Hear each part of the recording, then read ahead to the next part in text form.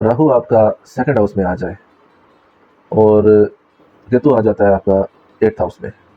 अच्छा, यहाँ पे थोड़ा सा ट्रिकी सिचुएशन बन जाती है ये, लेकिन लोगों का अक्सर एस्ट्रोलॉजर्स का ये कहना है कि केतु एट्थ हाउस में सही नहीं होता, लेकिन मेरा मानना ये है कि अगर किसी कुछ हाउसेस के अंदर केतु अच्छे रिजल्ट दे सकता है तो eighth house is one of them. अब वो सेकंड हाउस में आ गया, और ये मैं अकेले राहु की बात कर रहा हूँ, किसी के साथ कंजक्शन ना हो उसकी, ठीक है, कोई और प्लैनेट उसके साथ ना बैठा हो तो।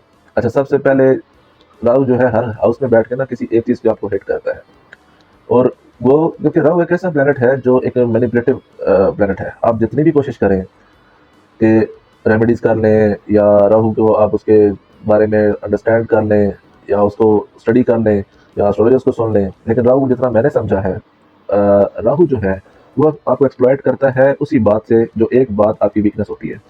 वो बहुत अच्छी तरह से जानता होता है कि मैं किस चीज़ में, हाँ ये है कि डिफरेंट हाउसेस के अंदर वो टारगेट भी वही चीज़ करता है जिस चीज़ में बंदा पहले से जो है वो इंक्लाइंड हो। फॉर एग्जाम्पल, जैसे मैं बात कर रहा हूँ कि सेकंड हाउस में राहु होता है, तो यहाँ पे अब अगर लोगों का नॉर्मल परसेप्शन ये होगा कि बंदे को ये मनी ओरिएंटेड बना देता होगा, ये पैसे के पीछे भागता है बंदा, ऐसा बिल्कुल नहीं होता। ऐसा बिल्कुल नहीं होता कि सेकंड हाउस में अगर आपका राहु है ना तो पैसा वो आपको ऑटोमेटिकली बहुत दे देगा, पैसा आपका बहुत ज्यादा आ जाता है आपके पास वहां पे। लेकिन सेकंड हाउस में वो आपके रिश्तों को खराब कर देता है। राहु जब आपके सेकंड हाउस में आता है ना तो आपको पैसा वो दे देता है, पैसे का कोई इशू नहीं। नॉर्मली अभी इंसान क्या सोचेगा कि यार सेकंड हाउस जो है ये पैसे का हाउस है, ठीक है, टॉरस साइन जो है ये मनी का हाउस है, तो राहु यहाँ पे बैठेगा तो वो पैसे के लिए आपको स्ट्रगल करवाएगा या भाग दौड़ करवाएगा, नहीं वो कुछ नहीं करवाएगा। सेकंड हाउस में मैंने ये देखा है कि राहु अच्छा पैसा देता है और बहुत अच्छी मदद आपको। जितने भी लोग मैंने राहु सेकंड हाउस वाले देखे हैं, इन केस के कोई जो है किसी हाउस का एस्पेक्ट ना हो वहाँ पे, या किसी मतलब किसी प्लेनेट का एस्पेक्ट ना हो, या फिर किसी के साथ कंजंक्शन ना हो, क्योंकि राहु की एक सबसे जो खास बात है, राहु लोनली प्लेनेट है, ठीक है। राहु जो है वो मोस्टली क्या होता है कि वो जिस भी हाउस में रहना चाहता है ना वहाँ पे वो अकेला रहना चाहता है। उसकी ख्वाहिश है कि मेरे पास जो भी हो ना, मेरी पूरी की पूरी अथॉरिटी है उस चीज़ के अंदर। जब वो कंजक्शन में आ जाता है तो कंजक्शन में प्रॉब्लम स्टार्ट हो जाती है, क्योंकि सी बात है जब आपको शेयरिंग करनी है किसी ना किसी के साथ। फॉर एग्जाम्पल, एक इंसान है जिसको ये पसंद नहीं कि वो किसी के साथ शेयरिंग कर सके, उसको एक रूम में उसके साथ एडजस्ट करना पड़ गया, तो आप सोचो उसके ऊपर क्या गुजरेगी। तो बस राहु की भी कुछ इसी तरह कहानी है कि उसके ऊपर अगर आप प्रेशर तभी आता है जब वो किसी कंजक्शन में जाता है, ठीक है। वो हम आगे जाके बात करेंगे कि कंजक्शन में कैसे कैसे रिजल्ट आते हैं, लेकिन अभी सेकंड हाउस में अगर राहु है तो सबसे बड़ी बात है पैसा बहुत ज़्यादा आपको देगा। लेकिन सेकंड हाउस वाला बंदा, आपको मैं एक चीज़ बता दूं कि शादी से पहले तक, बिफोर मैरिज, ठीक है, बिफोर मैरिज जितने भी राहु सेकंड हाउस वाले हैं वो फैमिली से थोड़े खटाफी रहते हैं। और सम टाइम तो मैंने ये भी देखा है कि लोग सेकंड हाउस राहु वाले इवन फैमिली से कुछ मेंबर्स के साथ बात तक करना बंद कर देते हैं, क्योंकि यहाँ पे ना राहु आपको एक चीज़ माइंड में बिठा देता है कि जो आप सोच रहे हो ना वो एब्सोल्यूट है, उसके आगे कुछ सही गलत है ही नहीं। जो आप कर रहे हो, जो आप सोच रहे हो, बिल्कुल सही कर रहे हो।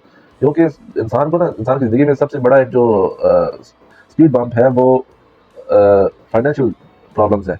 लेकिन मैंने राहु सेकंड हाउस वालों को बहुत कम फाइनेंशियल क्राइसिस में से गुजरते हुए देखा है। हाँ, अगर फाइनेंशियल क्राइसिस आया तो फिर कोई छोटा नहीं आएगा, फिर वो बहुत बड़ा आएगा, और इतना बड़ा आएगा कि आपकी सोच से बाहर है। इस चीज़ आप नोटिस करेंगे कि इमोशनल वो बिल्कुल नहीं होता, टोटली प्रैक्टिकल होता है, और इतनी अटैचमेंट उसको फैमिली के साथ नहीं होती। क्योंकि मैंने बताया ना आपको कि राहु हमेशा हिट वहाँ पे करता है जहाँ पे उसने उसको मैनिपुलेशन उसके हाथ में हो, और वो वही चीज़ पकड़ेगा जो आपकी सबसे वीक चीज़ होगी, और उसी से आपको मैनिपुलेट करेगा वो। लोग अक्सर कहते हैं कि रेमेडी से, मैं कहता हूँ कि राहु कोई रेमेडी नहीं है, ठीक है। ये इसको जो करना है ये करेगा, ठीक है। आप सिर्फ और सिर्फ इसको अंडरस्टैंड कर सकते हैं और उस चीज़ को अंडरस्टैंड करके उसके साथ चल सकते हैं। अदरवाइज मैंने ये चीज़ देखी है कि राहु जब सेकंड हाउस में आता है तो सबसे बड़ा जो लॉस लेकर आता है ये फैमिली का लॉस कराता है। क्योंकि इसमें ये होता है कि इंसान क्योंकि अपने आप को एब्सोल्यूट समझने लग पड़ता है, और वो ये समझने लग पड़ता है कि शायद जितना मैं फैमिली के साथ हूँ इतना फैमिली मेरे साथ नहीं है। उसको अच्छा ऐसा होता नहीं है, ऐसा बिल्कुल भी नहीं है।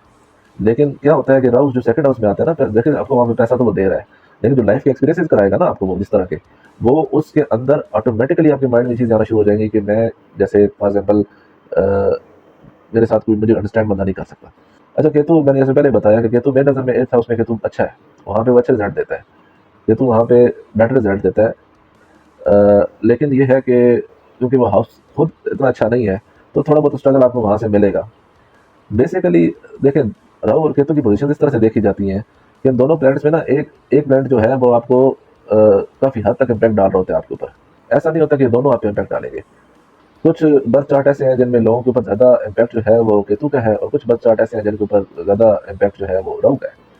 तो क्योंकि आज हम राहु के बारे में बात कर रहे हैं, तो राहु सेकंड हाउस के अंदर जैसे मैंने आपको बताया आगे, एक तो आपको अकेला कर देगा, फाइनेंशियल आपको स्ट्रगल नहीं देगा। वो इन केस कि अगर फाइनेंशियल स्ट्रगल देगा तो बहुत बड़ा देगा, फिर छोटा स्ट्रगल नहीं होगा वो। उसके बाद फिर बाउंस बैक करने के चांसेस नहीं बचते सेकंड हाउस के अंदर, क्योंकि इसकी गेम ही बड़ी है। सेकंड हाउस के अंदर जब पैसे की गेम राहु के पास आ जाती है तो ये फिर उसको काफ़ी बड़ा कर देता है गेम को। और यहाँ पे थोड़ा सा लोगों को ना ये बैड हैबिट्स भी दे देता है राहु सेकंड हाउस के अंदर। बैड तो खैर काफ़ी सारे हाउसेस में देता है, लेकिन इसमें ये होता है कि थोड़ा इंसान जो इलीगल एक्टिविटीज़ हैं उनमें इन्वॉल्व होना शुरू हो जाता है। सेकंड हाउस के राहु जो है ये आपको पुश करेगा, जो इलीगल एक्टिविटीज़ हैं उनमें आपको इन्वॉल्व होने के लिए पूरा ये आपको पुश करेगा यहाँ पे।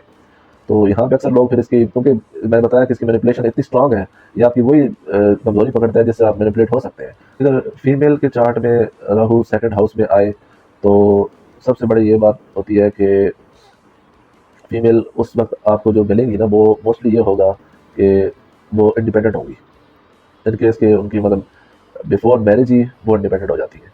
मैंने राहु सेकंड हाउस वाली फीमेल्स को देखा है कि वो इवन बिफोर मैरिज वो इंडिपेंडेंट होती हैं, चाहे वो बिजनेस कर रही हो या जॉब कर रही हो, लेकिन उनके पास कुछ ना कुछ इस तरह का ज़रूर होता है कि जो वो खुद से मतलब उनके कंट्रोल में होते हैं, उनके फाइनेंशियल जो है मैटर्स वो अपने कंट्रोल में रखती हैं उन चीज़ों को। बाकी आफ्टर मैरिज ये होता है कि जो फीमेल्स का इशू रहता है तो उनको थोड़ा सा स्ट्रगल रहता है इन लॉज में। हस्बैंड की तरफ से कोई इतना इशू नहीं आता, लेकिन इन लॉज की वजह से उनको थोड़ा सा इशू आता है because of Ketu in eight house.